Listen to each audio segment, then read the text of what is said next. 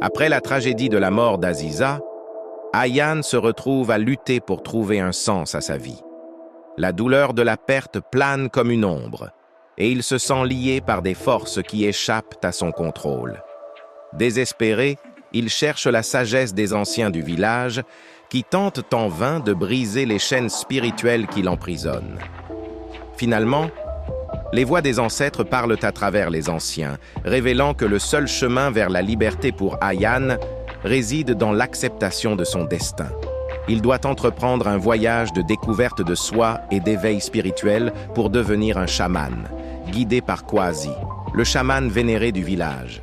L'acceptation de cette voie mène Ayane dans un voyage intense, où il apprend à communier avec les esprits et à exploiter sa puissance intérieure.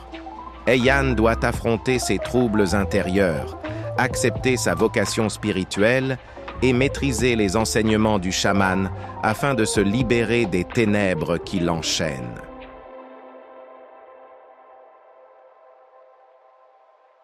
Ainsi commence pour lui un apprentissage aux côtés de Kwasi, le chaman vénéré du village. Revêtu de la tenue traditionnelle de l'apprenti, marquée de symboles ancestraux, Ayane suit son mentor jusqu'au cœur d'un site sacré où un arbre ancien se dresse, ses racines semblant s'étendre comme des bras protecteurs. Aux côtés de Kwasi, qui porte des ornements de plumes, d'os et de charmes sacrés, Ayane apprend à communier avec les esprits, à puiser dans ses forces intérieures et à affronter les parts d'ombre de son propre cœur. Son voyage l'entraîne dans un royaume mystique où une brume tourbillonnante danse autour de roches flottantes et des animaux spirituels luisants l'accompagnent. Là, face à une figure sombre aux yeux perçants, symbolisant ses ténèbres intérieures, Ayane est mise à l'épreuve.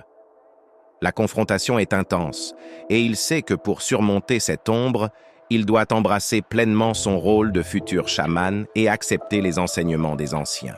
Enfin, Ayane émerge de l'arbre sacré, transformé. Il porte la tenue complète du chaman, son visage peint de symboles anciens, et dans ses mains, un bâton de cérémonie orné de charmes sacrés. Ses yeux brillent d'une sagesse nouvelle et d'une connexion profonde avec le monde spirituel. Derrière lui, la forêt, vibrante de vie, symbolise cette union sacrée avec la nature.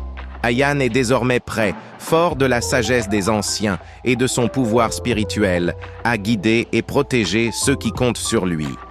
Alors les amis, n'oubliez pas de liker, de vous abonner et de partager cette belle histoire pour nous encourager de l'effort fourni. Merci d'avance.